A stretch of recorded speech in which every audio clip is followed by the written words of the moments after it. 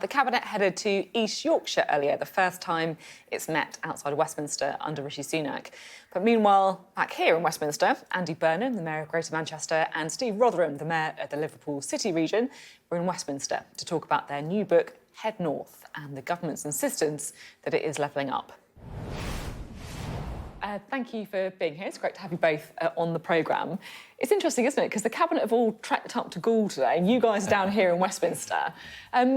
Just before we get on to levelling up more widely, do you think a Cabinet away day is a good thing, or do you think it's a bit patronising? I actually talk about one in our book, Head North, because I was in Gordon Brown's Cabinet, as people might remember, and it was the day after I'd spoken at the Hillsborough 20th anniversary at Anfield, which was a big moment. I was on a Cabinet away day the next day in Glasgow, and I say in the book, these are the things that governments do when they are very unpopular and they're desperately going around the country to try and prove that they're in touch. And sadly, the government I was in, I think, was doing that at the time. And this one is doing exactly the same thing right now. You mentioned the book. What's the kind of big idea behind it, then? Well, the idea was to tell a story, and the story is about our lived experiences, about what brought us together, because we were born quite close to each other, and then there was a divergence and a convergence, and how those events happened and shaped our thought on politics in the UK and how we need to rewire Britain because it's so unbalanced and something needs to happen to change it. We basically left Westminster together. We shook hands in a pub not far from here and said, are we fed up with this system that we're trying to work within? And are we going to do something different together and build a movement for change outside of Westminster?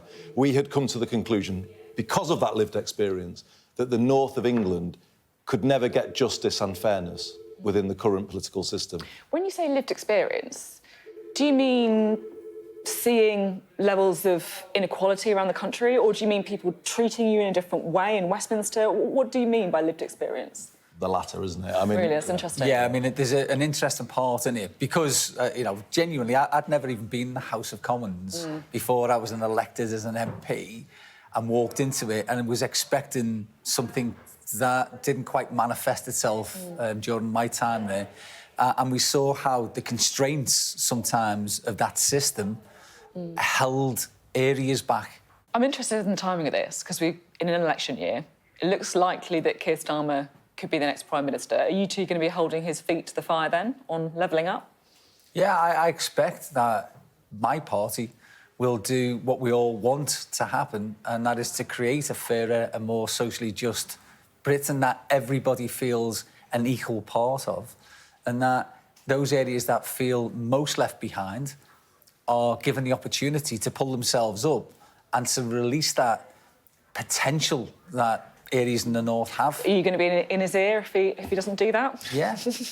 Yeah, and why wouldn't he be? I mean, he's the leader of our party and hopefully the next Prime Minister of this country. He needs people who are critical friends. We finished the book by saying the journey to net zero is the best chance we will ever have to re-industrialise the north of England and to bring new industry, clean energy, good jobs for our people. So, we do mention the 28 billion figure in the book, and we will be saying to Labour, while I can understand the reasons why they've backed away from Can you that, understand them? Well, it's an arbitrary figure, isn't it? And, why put a figure like that out there in the first place? I don't, it seemed an odd thing to do from my experience in the past, but, I don't think their commitment has gone to the idea of funding that change and that being a catalyst for the north of England in terms of bringing those good jobs, better homes, better public transport. So, of course, we will work to, make sure Labour does follow through. But, we're both pulling together to support Keir and, obviously, hopefully bring that Labour victory that we think the north of England needs. Talking about public transport, Rishi Sunak's announced how he's reallocating some of that HS2 money. Northern England to get 2.5 billion, the Midlands 2.2 billion.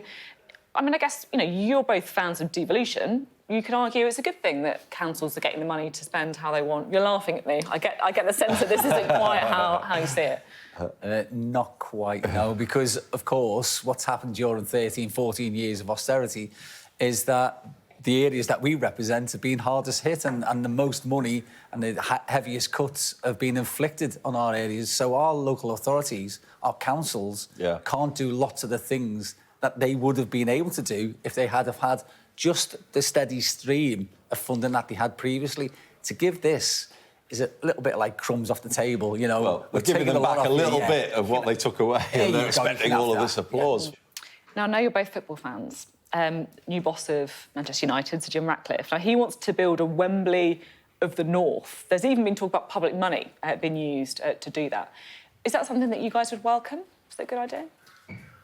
I certainly will be working as Mayor of Greater Manchester to help what I would say is the most famous football club in the world to fulfil their ambitions. So I will be doing everything that I can. And I think, yes, a stadium in the north of England that could host FA Cup semi-finals. Again, we talk about the era when that used to happen in the past. Why shouldn't those games be back in the north? Why shouldn't we have England games there?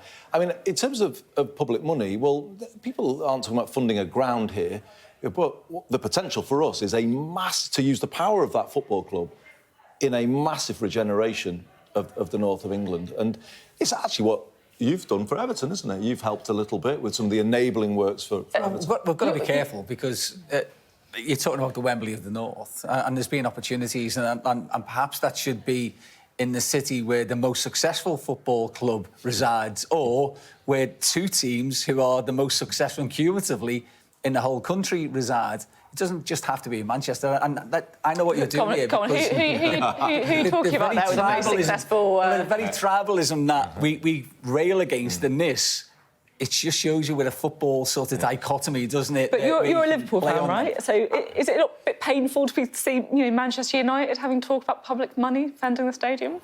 Well, it does in a way. I genuinely do understand it, because what we need are major infrastructure projects in this country, and that means sometimes that you have to put public money in as a catalyst. And we've done that to a certain extent by ensuring that the public realm and the heritage features on the new ground at Everton, Bramley Moor, that they're retained. So, if only the Premier League had treated Everton Football Club as fairly as you have. Well, Liverpool Football Club have redeveloped their ground and not had a penny of public subsidy. So, talking about Everton, we've got to ask you about the points deduction. 10 points initially, reduced to 6. Are you happy with that? Well, I guess, it's progress, but it still doesn't feel entirely fair to me. The whole thing doesn't feel fair. The way this football club has been treated, and you were good enough to ask me about it last time I came on. This is a founder member of the Football League, founder member of the Premier League, building a new stadium in Liverpool, enhancing the Premier League, and just to be hit with this arbitrary 10 points. OK, there's been some recognition today that it wasn't fair. So, OK, we take that. But they're trying to place a second charge on Everton. And I would say, isn't that double jeopardy to try and take another process against us for the same thing? So the club isn't being treated fairly. I can only speak to you as a season ticket holder. You don't feel like you can celebrate a goal because you think VAR's going to rule it out. You're just kind of feeling all the time that the authorities are sort of trying to undermine the club. It doesn't feel fair, and I know Evertonians will feel exactly the same as me. But we stood together, we fought back. It was good of Steve to support us, and Ian Byrne, MP, supported us. And, we will continue fighting back. But this bill to regulate football is, I think, landing in Parliament this week or next, very soon. And I think Parliament needs to stick to its guns. The Premier League has proved, in my view, that it can't properly regulate football through the way it's treated Everton Football Club. We need a strong, independent, statutory regulator for football, learning from all of the wrong things that have been done over recent weeks. OK, thank you both very much indeed. Great to talk to you. Thank you. Thank you.